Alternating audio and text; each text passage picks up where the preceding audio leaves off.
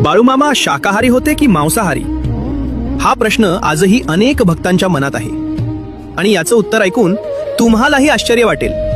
बाळूमामांची आहार शुचिता. 1941 साल, महाशिवरात्रीचा पवित्र काळ. गारगोटीचे सद्गुरू मुने महाराज, पूज्य बाळूमामा, आदमापूरकर इनामदार, जयराम पाटील व इतर काही जण असे एकूण 9 जण महाशिवरात्रीच्या पर्वकाळी समुद्र स्नान करण्यासाठी पश्चिम किनाऱ्यावरील देवगड या गावी निघाले होते. 8-10 दिवसांच्या प्रवासात जेवणाची व्यवस्था अशी होती की मंदिर मठातून अथवा मिळतील तेथून भांडी मागवून घेऊन पिठले भात बनवावयाचे आणि खायचे.